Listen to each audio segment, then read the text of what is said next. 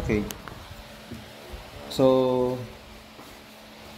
kaya natin ginagawa ito kasi gusto ko na matuto tayong mag-depend sa Word of God, no? Pag sinabing mag-depend tayo sa Word of God, ibig sabihin naghihintay tayo sa kung anong i-reveal niya, at kung wala siyang i-reveal, matuto tayong makontento.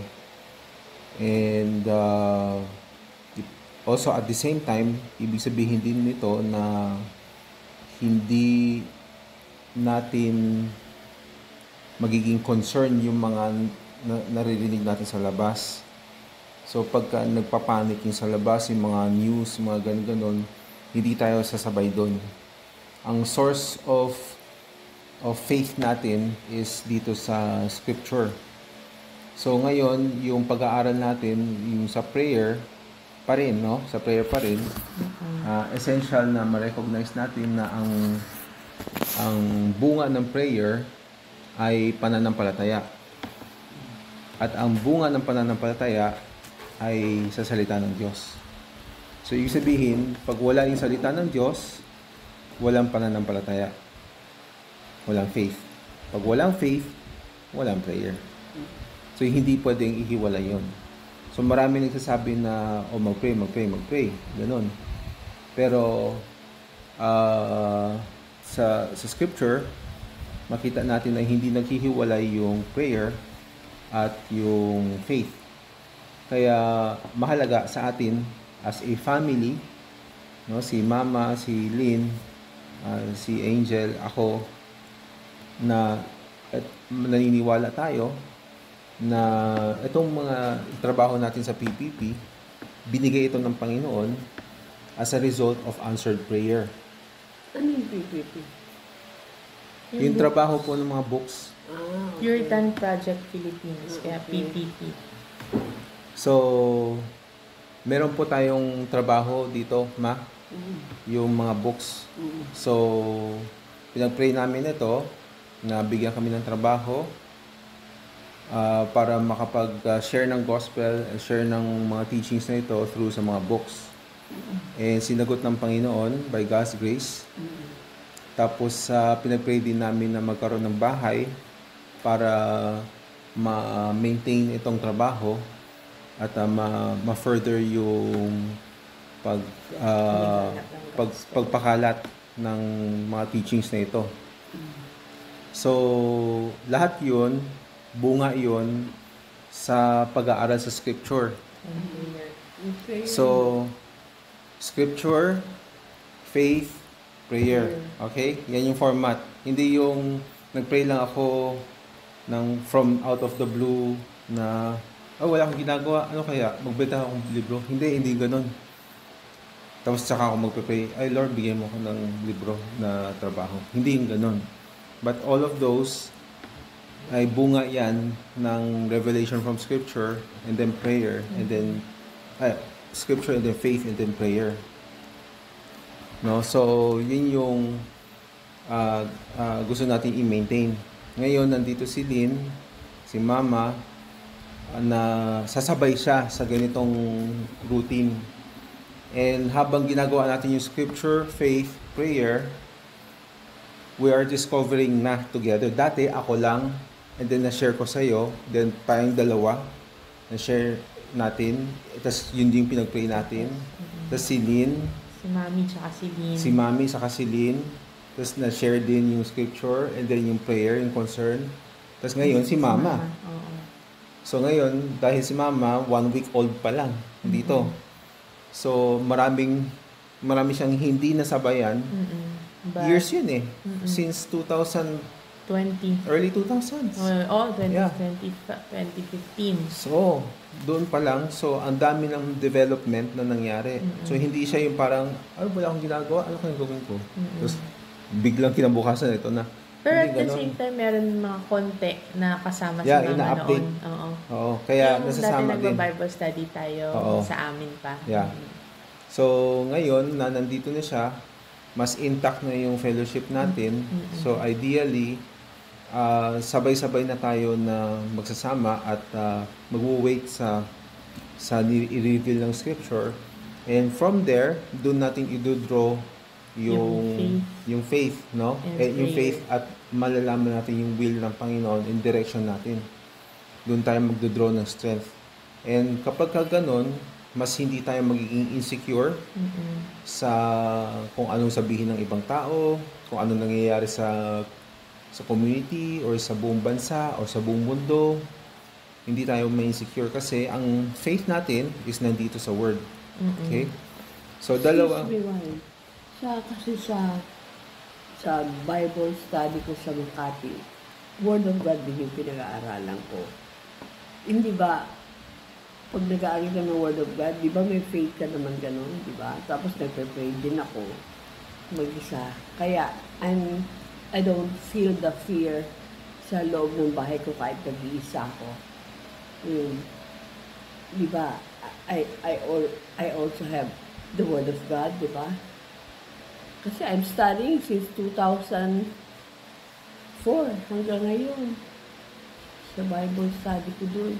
Although hindi ko na may memorize, yun ang ginagamit ko sa prayer ko. Tama ba yun? Opo, yan yung tama kayo, meron kayong yung Word of God.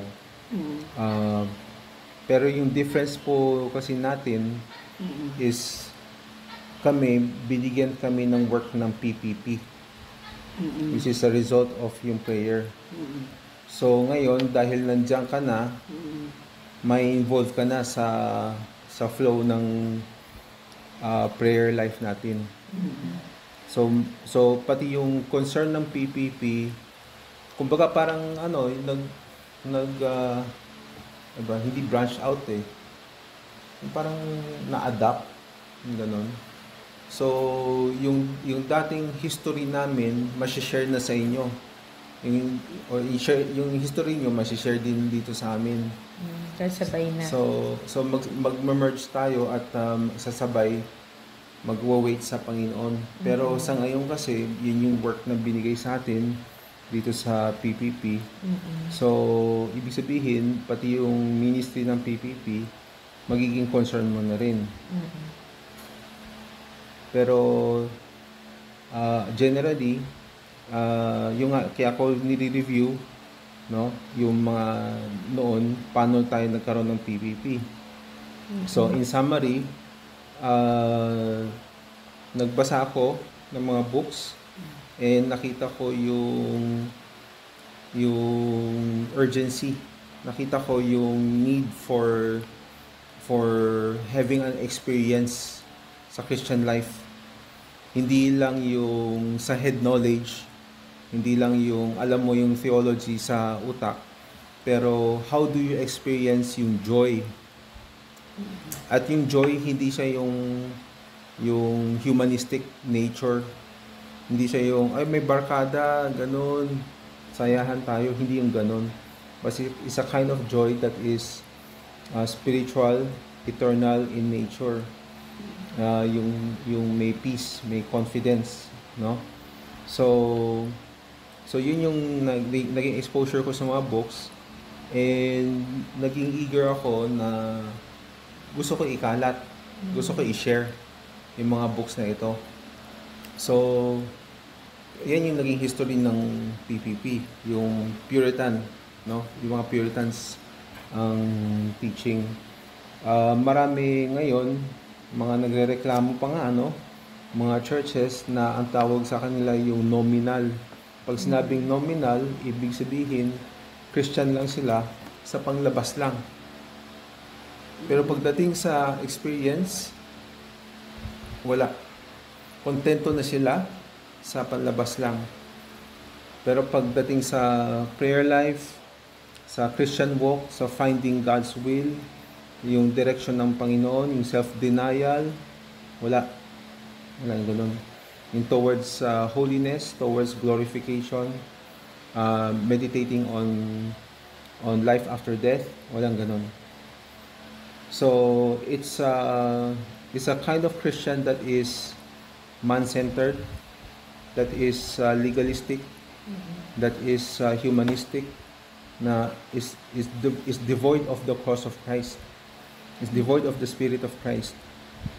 So yung Puritans, magaling sila kasi nahihimay nila at na-exhort nila, napapakita nila na kailangan talaga natin yung experience. So, Puritans din ba yung mga nasa church? Mga member ng church? Hindi po. Hindi pa. Pero explain mo kay ma'am. yung pag sinabing Puritans, yan yung mga nasa 1600s. Mga lumang tao na ginamit ng Okay. Panginoon. Oo. Yan yung reform. So yung sa church Tinatawag. history, ang 1500, ang reformers nasa 1500s. After ng reformer, yung generation nila, pagdating sa 1600, yung mga Puritans. Okay? So, Pero wala sa Bible yung Puritans, di ba? Gentiles lang. Gentiles, di ba? lumalayo na kasi tayo, Actually, tinanong ko lang. Sige, continue. May recording kasi tayo, Okay, continue. Siguro sa ibang araw, i-explain ko sa iyo. Okay, sige. Pero ngayon, ang focus lang po natin is yung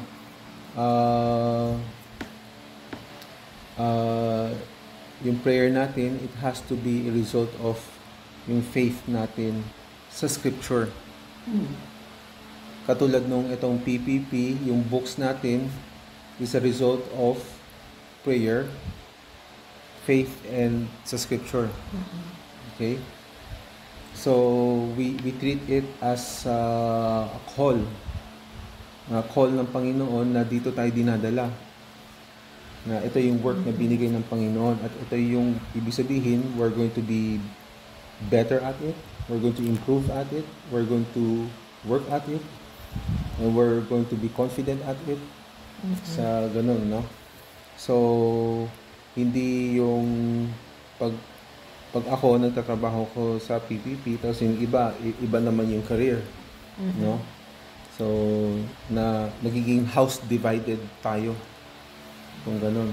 But of course, hindi po kayo ipipilitin kasi naniniwala tayo na yung scripture, kilos ng Holy Spirit that will prick your hearts. Now, once na prick yung heart ninyo, that's the time that you are obliged to do the pattern of scripture, faith, and prayer. Pero kung walang pricking of hearts, then wala tayong magagawa. Magiging magka-clash tayo. Hindi tayo magiging united, magiging mahina. But it can be still used by God, no? So, wala tayong ibang choice kundi to teach the word. Kasi ang word lang yung source ng faith natin. Okay, so dito sa James chapter 1 verse 6, babasahin ko, no? So James chapter 1 verse 6. But let him ask in faith. Okay, ask, yung word na yun, ask. Ask is a form of prayer. Let him ask in faith, with no doubting, for the one who doubts is like a wave of the sea that is driven and tossed by the wind. For that person must not suppose that he will receive anything from the Lord. He is a double-minded man, unstable in all his ways. So, ang prayer life provides us direction. Kung walang prayer life, walang direction. Yun lang yun. Kung walang direction, ito yung sinasabi ng double-minded. Ibig sabihin, you have your mind sa mundo, and you have your mind sa scripture. And sa Panginoon, don't expect to receive answers sa prayers na yun. So ideally, when we come to the scripture or when we come to prayer, hinuhubad natin yung mga worldly concerns. So that we're talking about humility. So, kamukha din ng mga napag-aralan natin noon na when we approach prayer, we approach in humility. So, hindi tayo Hindi yung preference natin, hindi yung kingdom natin, kundi ang kingdom ng Panginoon. However, saan nanggagaling yung kingdom ng Panginoon? Saan natin nakukuha yung information other than sa Scripture, the Word of God? So, when we ask, we are to ask in faith. Ito yung sinasabi ni James, chapter 1, verse 6. Let him ask in faith. So, ibig sabihin, even yung prayer natin, it has to be directed by the Scripture. Hindi sa sarili nating preference. Okay? Let him ask in faith with no doubting, for the one who doubts is like a wave of the sea that is driven and tossed by the wind. For that person must not suppose that he will receive anything from the Lord. So ideally, tayo, since we're reading the same scripture, we're studying the same scripture, ideally, we have to have a shared faith. And if we have a shared faith, pareho yung concern natin sa prayer.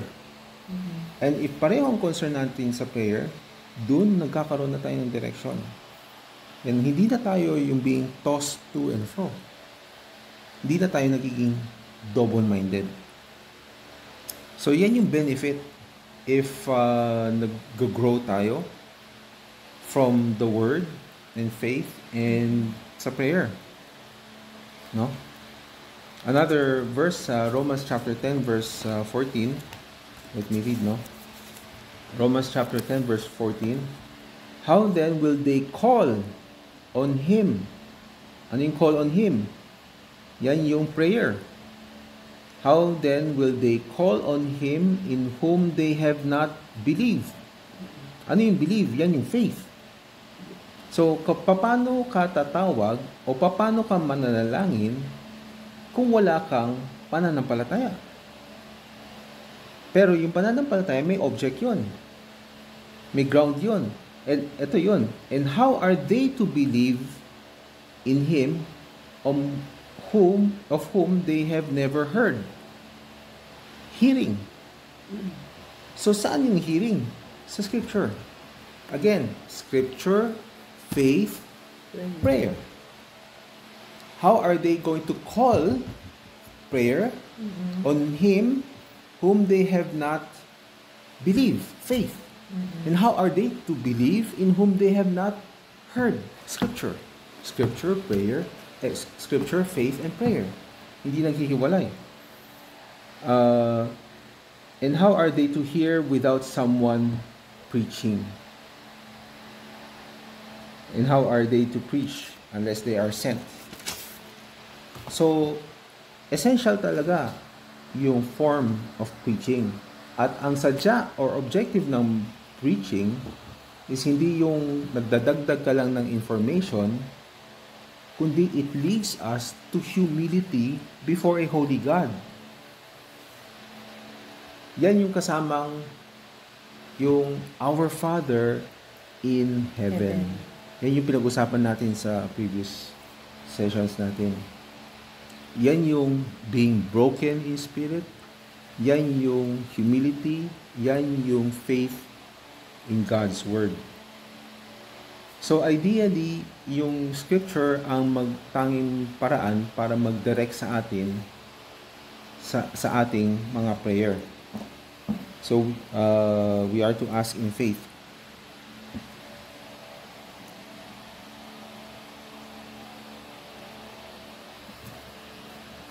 Ito, let me quote si John Calvin. Ang sabi niya, whatever God invites us to expect from Him, we are also commanded to ask for in prayer. So, sinasabi niya kung ano yung ni-reveal sa inyo from the Scripture, obliga tayo to pray for it. So, ano yung mga ni-reveal sa atin in the past studies? Ano yung sa tingin yung mga ni-reveal sa atin?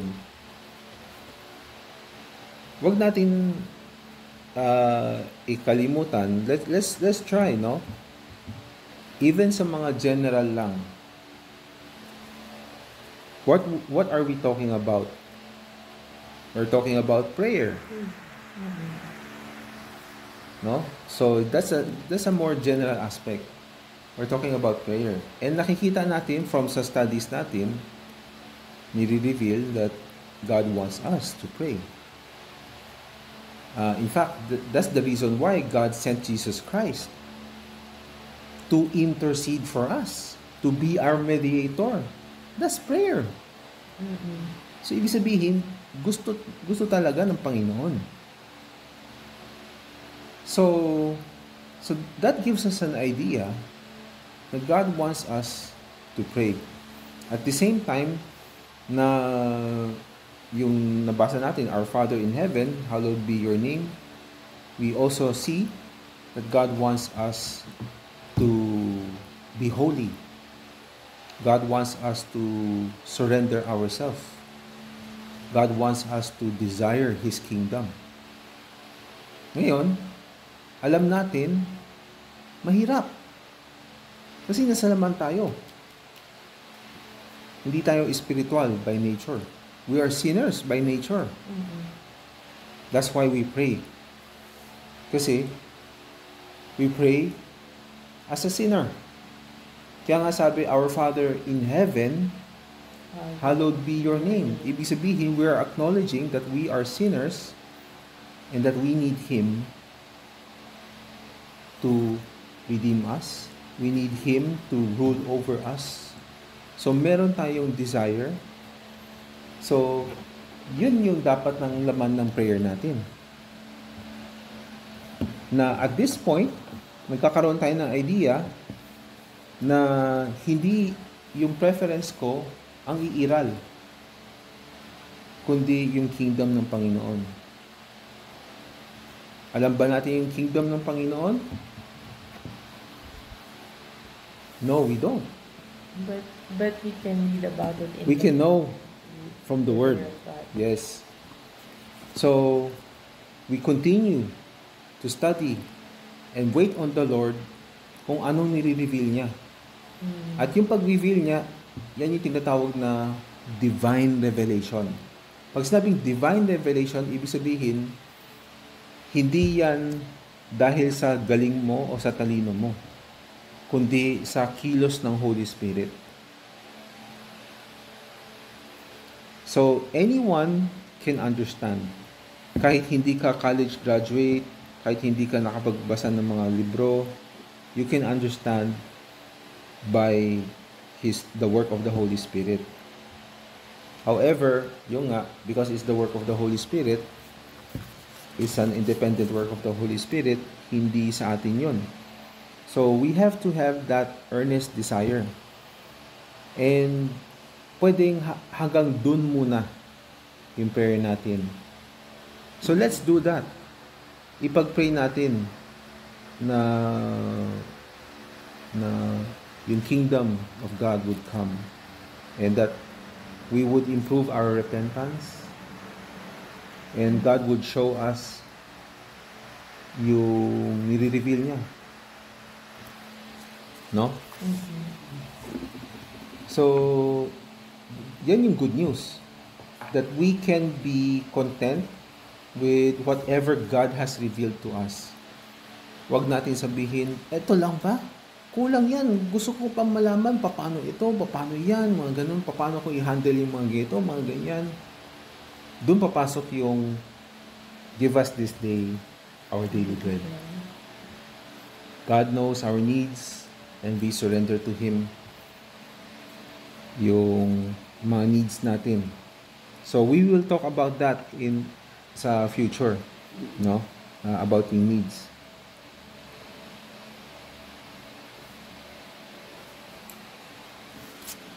But generally, dito natin makikita na we find yung wisdom o yung faith natin sa scripture. Another verse, 1 Timothy chapter 4 verse 5.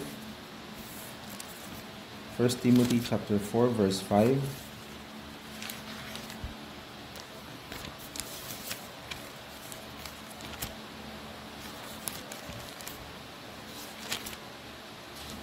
So, sabi dito, For it is made holy by the word of God. For everything create, dapat 4 and kaya 5. 4 and 5. For everything created by God is good, and nothing is to be rejected if it is received with thanksgiving, for it is made holy by the word of God and prayer. So, ano yung sabihin nun? So, going back sa kanina pinag-usapan natin, scripture, faith, and then prayer. And then, once na pinagpipray natin yun, God answers. God hears and God answers. And when God answers, binibigay sa atin. And yung binibigay sa atin, ang tawag dun, it is made holy by the word of God and prayer. May blessing. So let's say, for example, we're praying for money. No? If we're praying for something na hindi natin nakuha from the word, then it is not made holy. Walang blessing dun. Kahit sa mga mata ng tao, mukhang successful ka, pero kung hindi to dumaan sa process ng scripture, faith, and prayer, pwedeng ibigay ng Panginoon yan, but it is not made holy. The only thing that can be made holy is when it is gone through the process of scripture, faith, and prayer. For everything created by God is good, and nothing is to be rejected if it is received with thanksgiving, for it is made holy by the word of God and prayer. So, ganun ka-importante. So, gusto natin, actually, na kung ano yung mga nare-receive natin is a result of what we have seen in the Word. Ngayon, mahirap yon. Kasi, by nature, kanya-kanya tayong distraction. Kanya-kanya tayong struggle. Kanya-kanya tayong mga spiritual growth. So that's why, when we come to the scripture, we come in unity, submitting ourselves sa scripture. And hindi yung ako yung nagtuturo, ako lang yung nag-e-effort. Ako lang yung nagtuturo, ako lang yung nagpe-pray. Hindi yung ganon. Tapos yung kayo nakaupo lang. So ideally, na meron tayong nakikitang nire-reveal ng Panginoon sa atin. And we can pray for that. And katulad sabi ni James na when we pray, we ask in faith. Because if you don't ask in faith, then you're a double-minded man. You're a double-minded person. So how can we ask in faith if we do not know the scripture? How can we know the scripture if we don't study them? So ang purpose ng study is not pang dagdag lang ng utak or trivia like ilang disipulo ni Jesus, o ano yung paborito niyang pagkain, o ano yung brand ng damit niya. Hindi yung ganon. But ang purpose ng scripture is to lead us to prayer. So that we will not be tossed to and fro. So that we will not be double-minded. So we're talking about development. We're talking about spiritual growth. So kayo ba? Interested ba kayo? Lynn, nandiyan ka ba? Interested ka? So yun, nagkakaroon tayo ng idea na maghihintay tayo sa word. So that means hindi tayo matatakot kung ano yung mangyari sa atin. That means pwede nyo rin akong sisihin later Bakit? Parang, kasi ganyan nangyari kay Moses eh. Di ba? Yung dinala ni Moses, mga Israelites, palabas ng Egypt, papunta sa wilderness, sinisi nila. Nakaramdam na sila ng discomfort. But, mangyari man yun, we still make it to a point that we find our hope and trust in the scripture, The word of God. Yes. in the word of God. There will be difficulties. Ganun yun eh. If you want to grow, to mature spiritually, meron hirap. But it's going to be for our good. No? So, parang kahapon din na napag-usapan natin sa mga experience natin na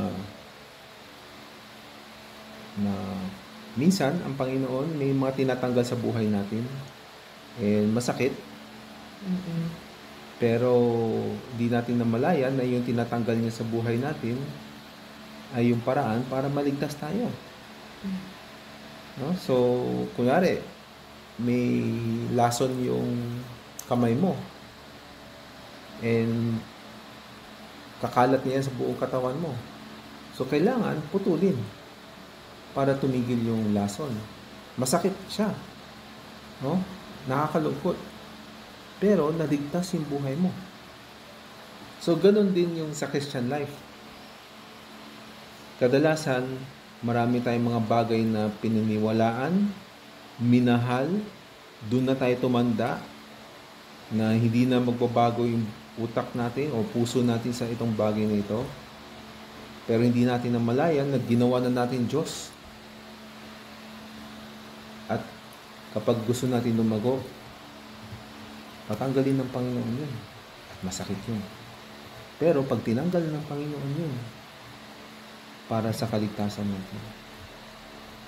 So, pag dumating yung point na yun, malamang madidepress tayo, mababaliw pa nga tayo, pwede.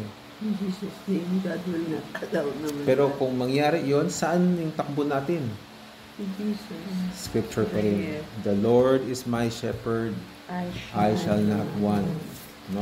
Maganda basahin ko. In green pastures. So, Psalm 23. The Lord is my shepherd, I shall not want.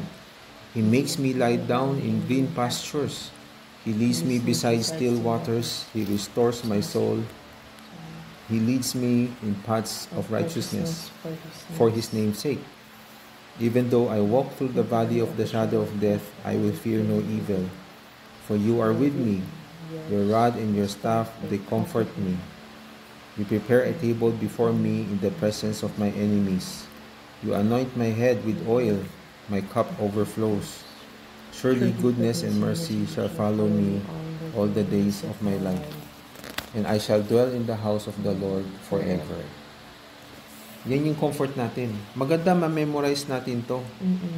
Tinatry ko nga eh. Kahit na ma-memorize nyo sa heart. Ano yung Psalm ano ate? 23. Yan yung pinaka-sikat na Sound. Si Psalm. David pa doon. So, i-off ko na to, no?